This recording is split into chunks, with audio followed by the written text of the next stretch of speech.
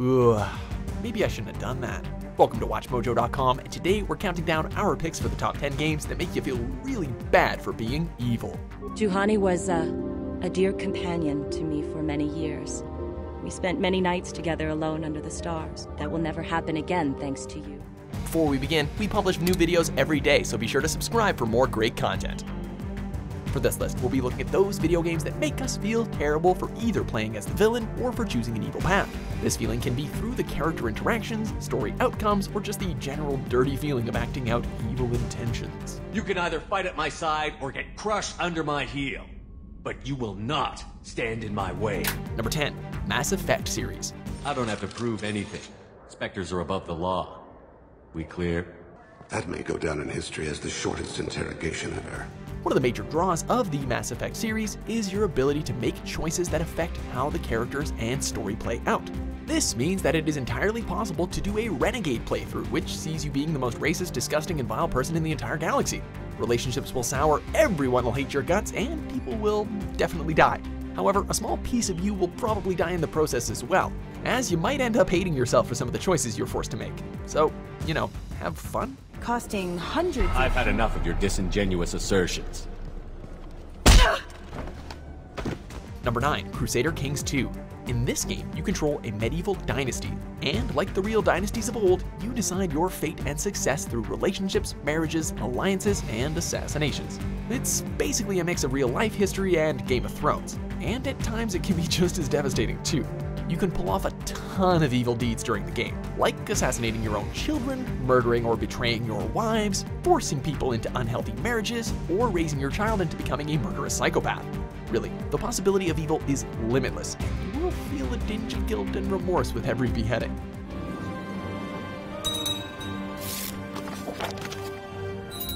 Number 8, Black and White 2. If the Aztecs did not have us in their power, we would end this conflict. We have no true quarrel with these Greeks. With a name like that, it should be pretty damn obvious that you'll be making a few moral choices here. And like most games of this type, you can be an angelic saint, a neutral people pleaser, or the complete incarnation of Satan himself. In this game, you play as a god invoked from a civilization, and like any god, you have to make some tough choices regarding your followers. In an evil playthrough, you can control your followers through fear and intimidation, complete with large armies and torture.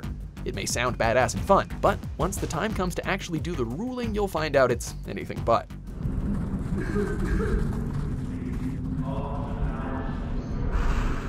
Number 7, Infamous Second Son.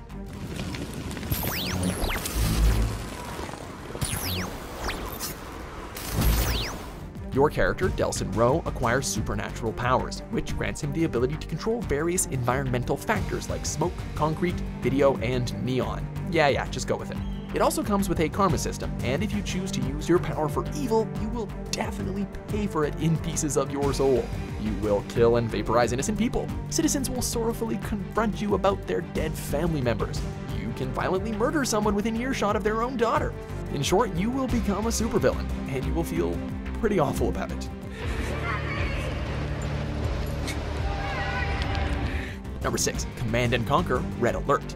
Gradenko. How long did it take to get to work? Red Alert takes place in an alternate history where World War II never really happened, but a new conflict rages between the Allies and a Tesla-powered Soviet Union. However, this being an old-timey real-time strategy game, it's up to you to pick what side you want to fight for. The first signs of true evil come in during the first 5 seconds of the Soviet campaign, where Stalin and a few of his subordinates are discussing using sarin gas on citizen test subjects. You are then ordered to destroy this village, which was once full of happy, innocent people.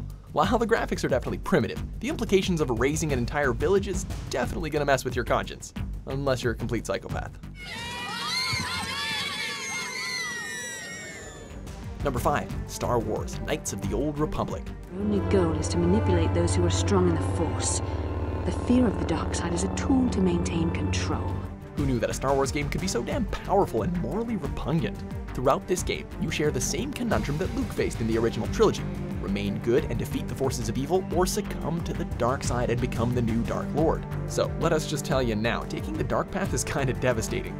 In it, you can use the Force to persuade others to murder their longtime friends, and many of your choices will make you feel like a full-blown psycho too. while a Darkside run may be fun, it can also be soul-crushing. The Republic fleet is decimated. The core worlds are defenseless against us. Number 4, Fallout 3. The Capital Wasteland proved a cruel, inhospitable place, and the lone wanderer ultimately surrendered to the vices that had claimed so many others. In the Fallout series, you can choose your own path, making alliances and enemies with whomever you choose, with a few exceptions, of course. Taking an evil approach can be harrowing, but you can be so ridiculously evil that it kinda turns cartoonish.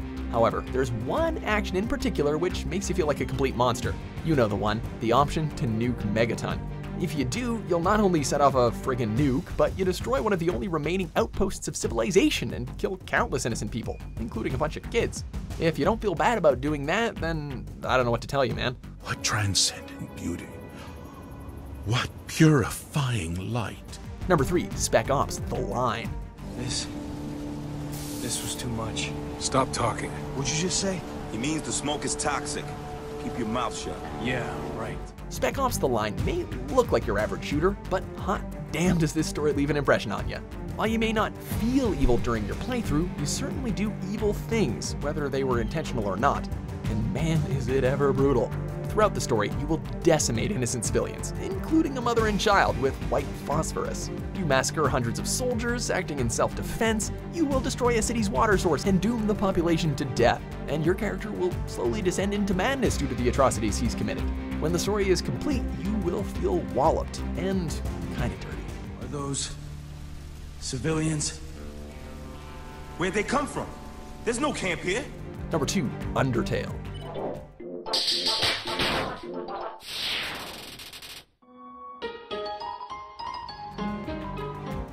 In this game, you play as a child who comes across a world full of monsters, and you have the choice to either run from them, befriend them, or, in this case, confront them. However, doing so will probably make you feel like a complete monster yourself. A genocide run is sure to bring on the tears, especially when, spoiler alert, during the battle with Sans, when he simply gives up and collapses from exhaustion.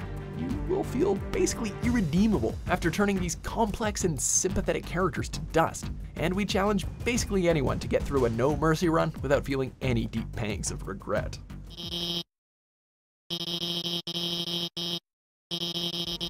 Number 1, BioShock. They offered you everything, yes. And in return, you gave them what I have come to expect of you. Brutality.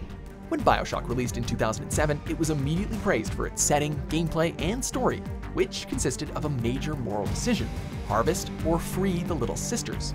These Little Sisters are genetically mutated children, and harvesting them grants you large amounts of Adam, which kinda acts as your experience points in the game. However, in doing so, you'll have to live with the decision that you just killed a kid, despite there being a more peaceful option on the table. Sure, you might now be a bit more powerful in the short run, but was it worth murdering that little girl? Huh? Was it, bro? Father was terrified the world would try to steal the secrets of his city. But not you, for now you have stolen the terrible secrets of the world. Do you agree with our picks? Check out these other great clips from WatchMojo and subscribe for new videos every day.